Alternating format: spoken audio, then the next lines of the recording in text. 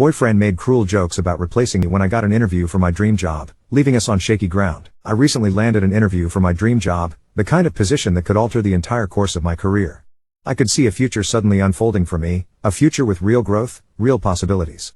The salary would mean I could finally afford a home and start putting away money for retirement, things that have seemed like distant dreams up until now. To top it off, it comes with benefits that would improve my quality of life in ways I've only imagined. The catch? It's in another state.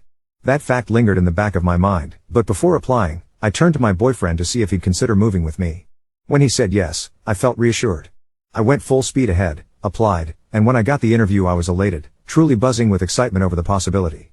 At first, he acted supportive, but once the process became more real, when I cleared the first round of interviews, he changed.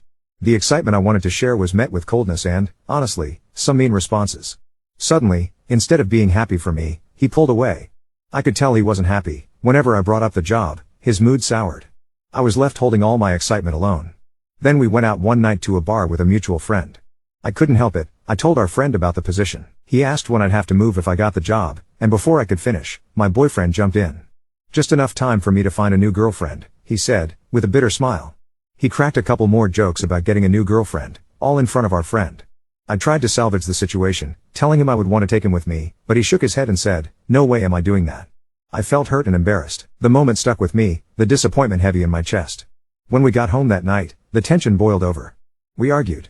He told me, outright, that if I got the job he'd probably break up with me. He accused me of being distant, of running away from him. I was blindsided. How could he think that? I thought we'd been in a good place, and I've always made it clear that I wanted him by my side if this ever became real. I tried to remind him that, until now, I've been applying mostly to jobs in our state. This one was the rare exception, a huge opportunity, one I couldn't let slip by. But the negative reaction continues. The anger, the sense of abandonment, these have cast a long shadow over what should have been a joyous milestone. Frankly, I feel unsupported and alone. I never imagined that something so exciting could turn into a source of pain and conflict within my relationship. I haven't even been offered the job yet, but everything already feels so tense and uncertain. I keep racking my brain for ways to handle this, to hold on to both my happiness and my relationship, but right now, it feels impossible. One detail that might matter, he's looking to change careers himself, to move into a new industry. The city this job is in? There are major opportunities for him, too. His skills would be in high demand there. I wish he could see the possibility, the adventure, instead of just the ending. But at this point, I'm not sure how to bring him back to my side. Update 1.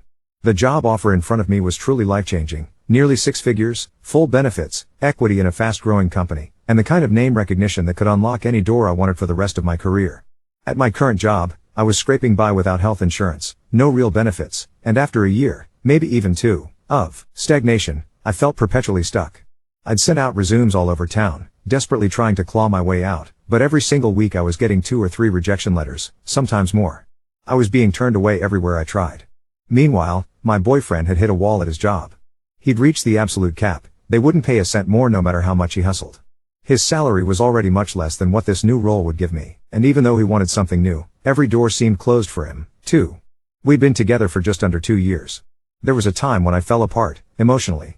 Old childhood traumas started to resurface, plunging me into a haze of depression, relentless anxiety, and panic attacks that made even daily life a struggle.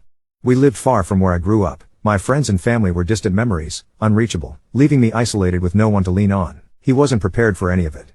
I felt I couldn't open up to him, especially about the darkness from my childhood. If I tried, his own insecurities would flare, he'd lash out, even verbally, and in those moments I felt like I was raw and exposed, with nowhere to hide. A vicious cycle took hold. The less safe I felt, the more insecure he became, and the more he lashed out, the less I could trust him with my feelings. It got so bad that I began to wonder if I needed to go home, back to the people who had always supported me. I honestly can't describe how close I came to completely unraveling. It was as if I was losing myself, going crazy bit by bit. But all that pain made my boyfriend even more insecure about our future. At some point, I realized I had to help myself if I was going to survive. I went back to therapy, started attending support groups, got on medication. Over time, he began to show more patience, letting me speak openly about my demons without snapping or withdrawing. It was like the clouds finally broke. We found a new rhythm, rediscovered our happiness and fell in love all over again. For the first time in ages, we were both excited for what was coming next. Update 2. We ended up signing a lease together and moved into this absolutely amazing apartment nestled in our favorite neighborhood. At first, everything felt perfect, almost too good to be true. I was truly thrilled for us. But then, not even a week into our lease, I got a call that changed everything. I was offered my dream job. I couldn't believe it. I cried tears of joy, immediately called my parents, and they cried too. My friends? They told complete strangers about my new job because, honestly, it really was that big of a deal for me. When I told my boyfriend, I was so overjoyed I could barely contain myself, telling him all the things I was looking forward to now that I'd be making real money. I talked about everything we could do together, all the ways this job could move our future forward. But his reaction devastated me.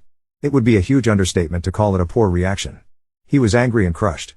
In what should have been one of the happiest moments of my life, everything fell apart, 2 straight days of crying, harsh words, and a storm of anger. I kept trying to talk things through, outlining every way we could still make it work. When he asked, "Are you really going to take the job?" my answer was immediate, "Yes, of course. I have to." He saw my decision as a betrayal, as if I were abandoning him and our relationship for a paycheck. I honestly thought we worked through it and that things were on the mend. I left for a trip I'd planned months earlier to see my family for my birthday, thinking some space might help us both clear our heads. Instead, the messages didn't stop. He sent me wall after wall of texts, blaming me for ruining his life, for using him as a stepping stone, for tossing our relationship away in favor of money. He accused me of always wanting to get away from him, used my past mental health struggles as proof that I had never fully committed and was always looking for an out. According to him, I was bailing on our life together, and the whole job thing was my plan all along. Becoming his emotional punching bag was the last thing I ever expected. It was my birthday, my Saturn return, of all things, and I could see he was hurting. So, I called him. I walked him through his own dreams, told him about his potential career paths and how I could help, using my knowledge and experience to help him take those next steps. I was such a proud partner in that moment, seeing him want to better his life despite feeling so down. I couldn't help but share my pride with my family, feeling hopeful that he was finding his path. Only, the next day, it started all over again. More anger, more bitter texts, more cruel things he said about me and to me. I ended up sobbing to my parents, utterly heartbroken and disappointed. Eventually, he apologized, but I told him I didn't recognize who he had become. This wasn't someone I wanted to be with, and he promised the behavior would stop. I tried to be understanding. I acknowledged how hard this was, how crappy the timing was, how valid all his feelings were. But I couldn't keep letting him take his pain out on me. I told him I wouldn't keep letting myself be punished for my happiness. He agreed, at least, that's what he said. When I asked what he'd do to keep it from happening again, I was hoping for therapy, but he just said he'd start working out more. Of course, nothing changed. The cycles of texts continued. He insisted that if I really loved him, I'd turn down the job. No matter what I said, I couldn't convince him that this had nothing to do with my love for him or my view of his worth. I wanted us to both thrive, to pull each other up. But he couldn't, and wouldn't, hear me. Finally, it came down to a brutal ultimatum. It's me or the job. He told me he needed a year in the apartment to feel secure, that my getting this dream job meant I could surely find something just as good where we lived. I accepted the offer. We broke up. I canceled my return flight and moved back in with my parents. The most ironic and painful part?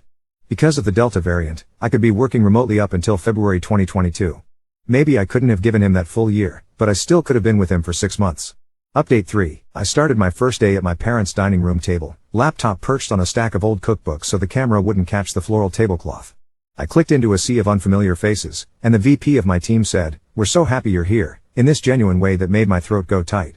Benefits kicked in day 1. My badge photo was terrible. I didn't care. I closed my computer that night and just sat there, palms pressed to the wood, feeling the hum of a different life under my hands. The logistics, though, turned into a second job. Our names were both on the lease. I was an hour away and my things were still there. He wanted me to keep paying half for the full year, called it the consequence of making a decision without him. I offered to help find someone to take my place. He said no, he needed a year in that apartment, that exact apartment, like it was proof that I hadn't broken anything beyond repair. The landlord was practical. If I brought them a qualified tenant and paid the fee, they'd let me off the lease. So I did. I spent one late night after onboarding writing the kind of ad I'd once written for myself. Sunny windows, walk to coffee, quiet building, good bones, and within 48 hours I had 3 people with pristine credit and references. Week's end, the landlord sent over a release. My phone lit up with his name almost immediately. "So you just replaced yourself?" he wrote. "In my own home?" I stared at the message and thought, yes. I still had to get my things. I picked a weekday afternoon, asked a mutual friend to come sit in the car with the engine running. I didn't want a scene. When I got there, the entryway looked new in microscopic ways. A second bike leaned against the railing, sleek, small frame, a bell I didn't recognize. On the shoe rack, unfamiliar sneakers in my size. When I opened the door, 2 mugs with lipstick on them were sweating on the coffee table, and my sage green throw blanket was folded over a pair of legs that weren't mine. She stood up so fast the blanket slid to the floor. She was wearing my college sweatshirt. She said my boyfriend's name, then, I'm his girlfriend. She said it like an apology and a dare. A month ago, he needed a year. A week after he told me I'd ruined his life, there was a girl in my sweatshirt in my living room. He walked out of the bedroom a beat later, hair wet, eyes wide. You said 3, he snapped, like I was a delivery that came early. It took me a second to swallow the heat in my chest. I told him I was just there for my boxes. He started to talk about how hard it's all been. I looked at the coffee table and saw my favorite mixing bowl being used as a planter, dirt caked up the sides. The succulents looked great. I picked up my books, my winter coat, the framed photo of us in better light. My hands were shaking, but I kept moving. She stood to the side and asked, in this small voice, if I needed any help carrying. I'm good, I said, and somehow I meant it. I loaded the car. My friend put a hand on my shoulder and I let out a noise I didn't recognize. When I finally sat behind the wheel, my phone buzzed. I didn't want you to see that, he texted. It's not like that. In the space between 2 stoplights, another one came in. You did this. Back at my parents', I opened a box to find the things he decided were mine. A tangle of chargers that weren't, an old wristwatch he'd never worn, and a letter. I panicked. It started. It ended with, if you ever loved me, don't move. I slid it back in the box and carried the whole thing to the garage. Work kept expanding to fill the places that used to be us. The company flew me out for an on-screen shoot for a project I'm leading, put me up in a hotel that overlooked the exact skyline I used to daydream about. I walked the neighborhood alone on my lunch break and found a bodega that smelled like cardamom and newsprint, and a tiny bookstore with a sign in the window that said, Saturn return readings on Sunday. I bought a notebook and wrote down the names of streets I wanted to learn by heart. The recruiter pinged me about a relocation stipend. No rush, she said. But when you're ready, we'll support the move. For the first time, the word ready wasn't a cliff edge, it was a soft, solid step up. A week later, he sent a spreadsheet. Dollar amounts, dates, a sum at the bottom circled 3 times. He wanted me to reimburse him for emotional distress and the cost of a new rug. He said I'd chosen money over love, so I should have plenty. I drafted a response twice and deleted it twice. Then I forwarded the landlord's release and a copy of the subletter's approved application. I settled my obligations. Please direct any future communication about the apartment to them, I wrote. It felt cold and clean, like a sink turned off after running too hot for too long. He started circling me online instead. I'd open LinkedIn to upload a project and see one profile view from someone in your network and know it was him. A mutual friend texted to ask if I was okay.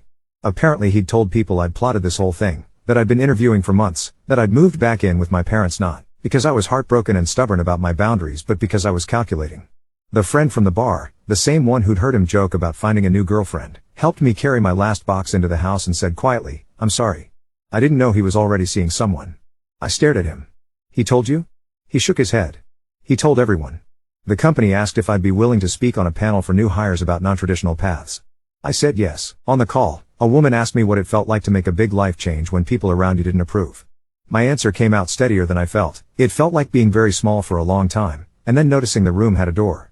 Afterward, my manager DM'd me a link to an apartment building 2 blocks from the office. Big windows, she wrote. I scheduled a tour for the following week and signed a lease the same day. There's a lemon tree on the balcony and a corner of sunlight in the living room that belongs to no one but me. The night I signed, my phone lit up one last time with his name. I got an interview in your city, he said. Maybe this is a sign. Maybe we can start over there. I stared at the blinking cursor for a long minute. My hands didn't shake. No, I wrote back. You always could have come. You chose not to. He called me immediately. I didn't pick up. I put the keys from our old apartment, the ones that had sat heavy in my coat pocket for weeks, into a plain envelope and dropped them in the mailbox the next morning. On the walk back, the air was new and sharp, and for a second I could taste the exact future I'd been trying to protect. I went inside, opened my laptop, and got back to work. Update 4. I moved in on a Wednesday because I liked the way the city sounded on a weekday afternoon. Delivery trucks with their doors slapped open, a kid on, a scooter clattering past, a radio somewhere humming Motown thinly through a cracked window. The super handed me the keys and pointed at the lemon tree like he was introducing me to a neighbor. The apartment smelled like fresh paint and sun-warmed dust. I put my mattress on the floor and ate my first dinner cross-legged in the corner of light that I'd already started thinking of as mine. I slept for 9 hours without dreaming. At work, the project that had lived as a neat bulleted plan on a slide deck lurched into actual life and made a mess. An executive demo got moved up a week without warning. A vendor missed a handoff. A file that should have been easy turned out to be 12 incompatible versions of itself. Old me would have cried in a bathroom stall. New me booked a conference room, ordered pizza, and told everyone we were locking the door until the build clicked. At midnight, when the monitor finally showed what we'd promised it could, the VP did a little fist pump he'd deny if I told anyone. The next morning, my name was in an all-hands email. My mom printed it and stuck it to the fridge like we were back in 4th grade. On Sunday I went to the bookstore with a sign about Saturn Returns because the window had started to feel like it was looking straight at me every time I walked past. The reader was a woman in a blazer with a paperclip holding back her hair. She didn't do theatrics. She looked at my chart and then looked at me and said, "Sometimes you think you're falling and you're really just feeling gravity for the first time." I bought a paperback on sale and a postcard with a painting of 2 lemons on a plate. I taped the postcard to the inside of a cabinet where only I would see it when I reached for mugs. He texted the day after the demo, "I'm in your city on Tuesday for an interview." It popped up between a calendar update and a Slack ping. No hello. No question mark. I turned my phone face down and watched the bubble go away by itself. He tried again an hour later. "We should talk." Like time had been a rubber band and not a road he'd stepped off willingly. I didn't answer. On Tuesday, my intercom buzzed while I was untangling an extension cord. I froze and then hit the audio.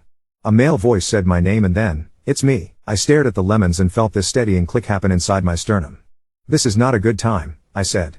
"Please don't come here again." He laughed in this way I used to think meant he was trying to soften something sharp. "I'm in the neighborhood," he said, like that was an apology and not a statement of geography. The super popped his head out from under the stairs 3 floors down and shouted up, "If you don't know them, don't buzz them in." I didn't. He called once. I let it ring. Then the building was itself again. 2 days later a certified letter slid under my door with a satisfying official thwack. He'd actually filed a small claims suit. Dollar amounts, a date circled, damages handwritten in a tall, choke script I recognized from grocery lists. The list included the rug. It included pain and suffering with an amount next to it that could have paid for a long weekend in Miami. It included a lost deposits line that wasn't even numerically possible. I put the paper on the table and laughed once, too hard, and then I made a folder and called a number on the court's website. The woman on the phone told me where to show up and what to bring, and she sounded so bored that it made my shoulders drop 2 inches. Boredom felt like a blessing. Court looked exactly like television if television had worse lighting and more coffee breath. He was already there when I found the right door, sitting on a wooden bench in a shirt I had bought for him at an outlet mall. His knee was bouncing. A girl next to him in my old college sweatshirt had her hands in the pockets and her chin up. She gave me a little nod like we'd been introduced at a party. He stood up as if to hug me and then thought better of it midair. "You look different," he said, and I said, "I am."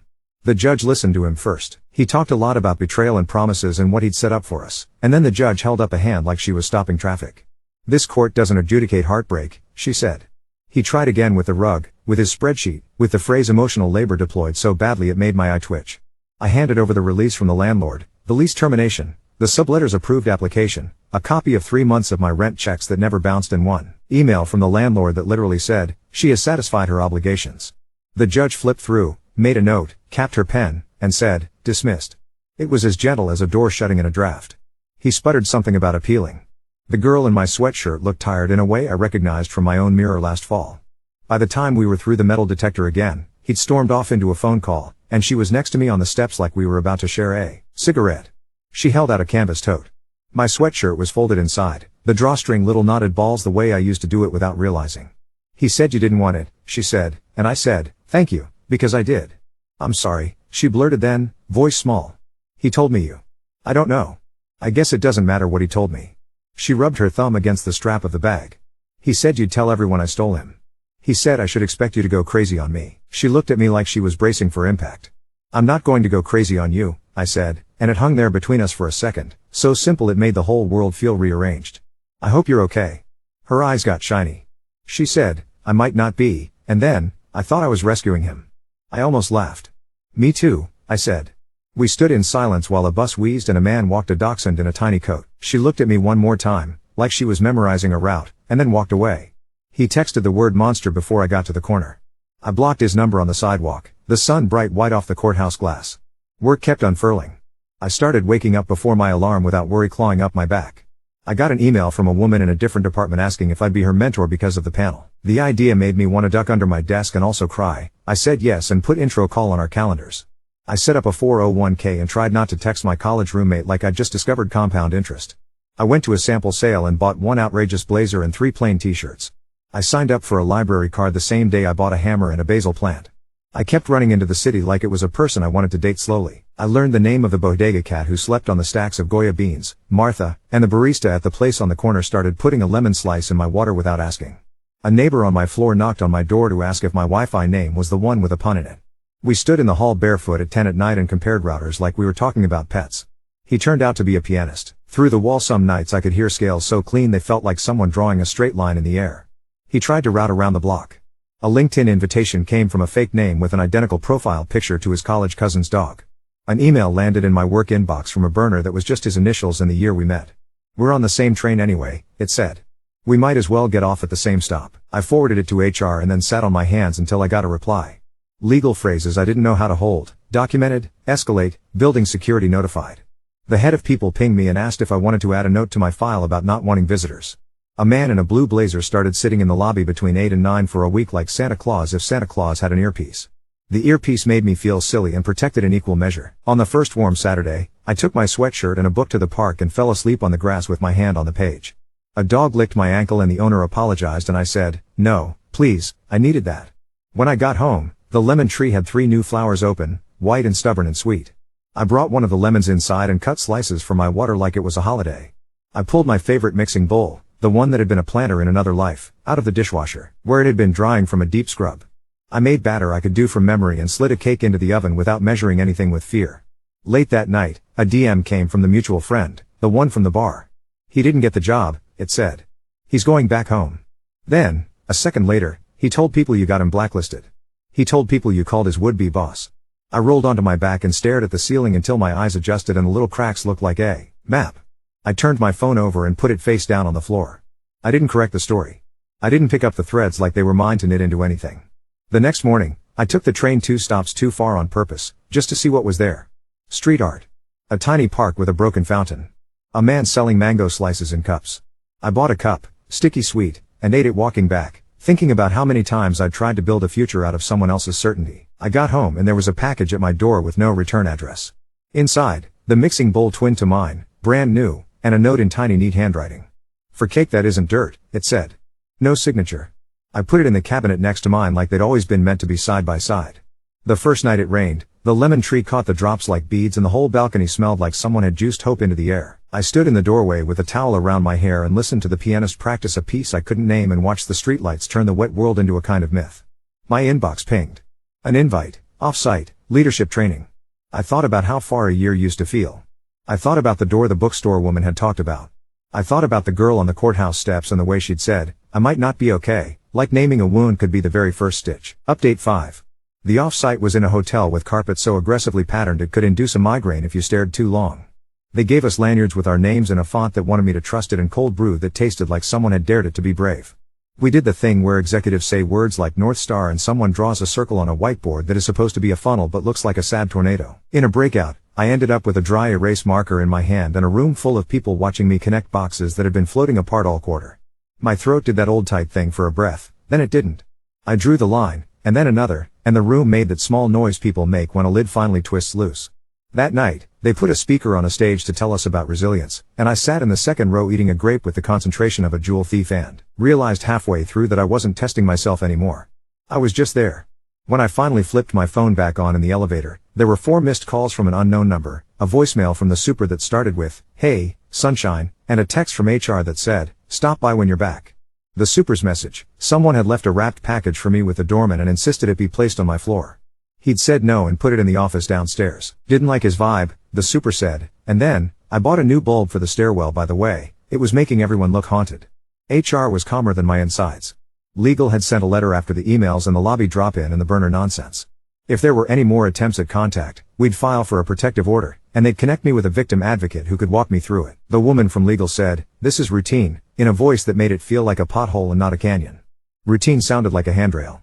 I picked up the package with the super and a security guy watching like we were on a game show. It was wrapped in brown paper and actual twine, the kind that lives in kitchen drawers with rubber bands and coins from countries you've never been to. Inside, a flash drive labeled US in silver pen and a letter on notebook paper folded into quarters. The first line was "This is what you're throwing away," and the last line was "Do not involve strangers in this." I put the letter back without reading the middle. The security guy said, "We can store it if you want, in case the court asks." My body had already said yes. We filed the paperwork 2 days later under the kind of lights that buzz in a way that makes you wonder if all the tired you feel is actually just electricity. The advocate who met me at the courthouse wore a cardigan and shoes that looked like she could walk forever. She handed me a pen that wrote smoother than any pen I owned and explained what would happen like she was drawing me a map. "You'll tell the judge what's already in writing," she said. "You don't have to perform pain to be believed." I didn't know I'd been storing breath in my back until it slid out. He showed up in the same shirt from Small Claims, wrinkled at the cuff like he'd rolled it and unrolled it while deciding what kind of man to be. He had a folder full of emails he'd printed out that made him look busy and rational from a distance. The judge glanced at his stack and then at the advocate's notes and then at me. I told her about the intercom, the letters, the package, the burner email at work, the story about blacklisting, the way my chest had started scanning doorways without permission. He started to talk about misunderstanding and love and our history like he was trying to sell the room a travel package. The judge put her palm up in a way that made every molecule in the courtroom listen. "We are not here to edit your memories," she said. "We are here to set a boundary." She granted the order. 1 year, stay away, do not contact.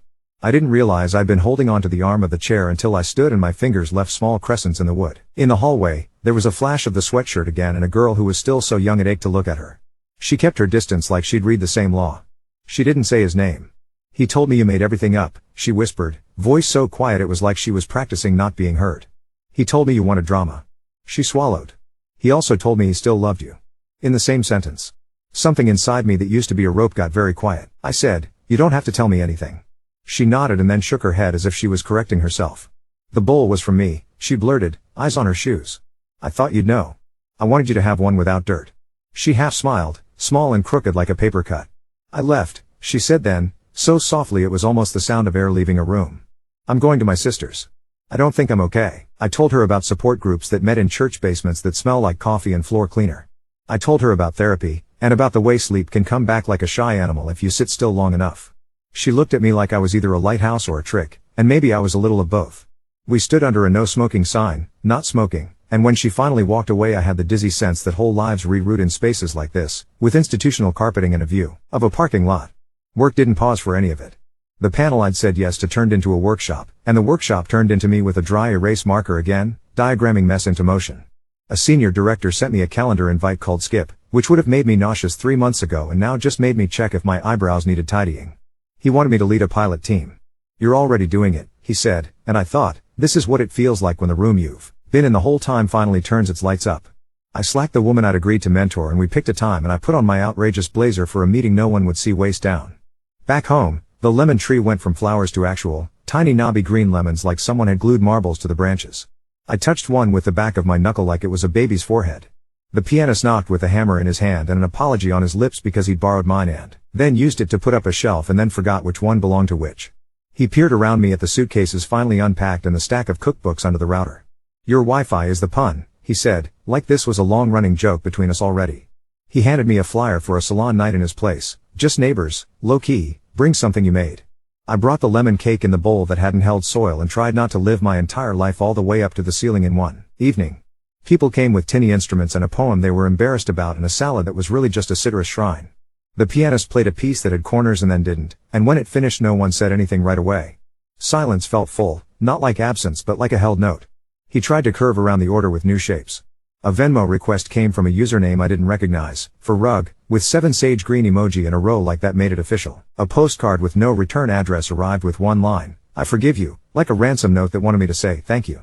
I took a photo of both and uploaded them to the advocate's portal like I was paying a bill. I told my parents about the order only after it was granted.